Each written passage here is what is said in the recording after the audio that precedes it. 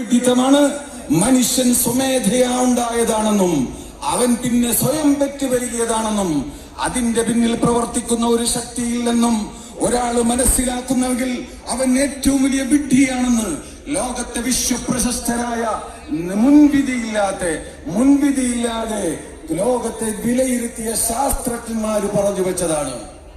ഈ ലോകത്ത് അല്ലാഹു സുബ്ഹാനഹു വ തആല അവിധത്തിൽ ഒരുപാട് ദൃഷ്ടാന്തങ്ങളെ അല്ലാഹു സുബ്ഹാനഹു വ തആല വിന്യസിച്ചു. നമുക്ക് പലതും നേരിൽ കാണാൻ കഴിയുന്നു. ഇന്ന് ശാസ്ത്രം പലതും വിളിച്ചു പറയുന്നു. എന്നാൽ അതിനപ്പുറം അത് നേരിട്ട് കണ്ട് മനസ്സിലാക്കിയ വിഡിത്തമാണ്. മനുഷ്യൻ സ്വമേധയാ ഉണ്ടായതാണെന്നും അവൻ പിന്നെ സ്വയം പെറ്റുവരികയാണെന്നും അതിന്റെ പിന്നിൽ പ്രവർത്തിക്കുന്ന ഒരു ശക്തിയില്ലെന്നും ഒരാള് മനസ്സിലാക്കുന്നെങ്കിൽ അവൻ ഏറ്റവും വലിയ വിഡ്ഢിയാണെന്ന് ലോകത്തെ വിശ്വപ്രശസ്തരായ മുൻവിധിയില്ലാതെ ലോകത്തെ വിലയിരുത്തിയ ശാസ്ത്രജ്ഞന്മാര് പറഞ്ഞു വെച്ചതാണ്.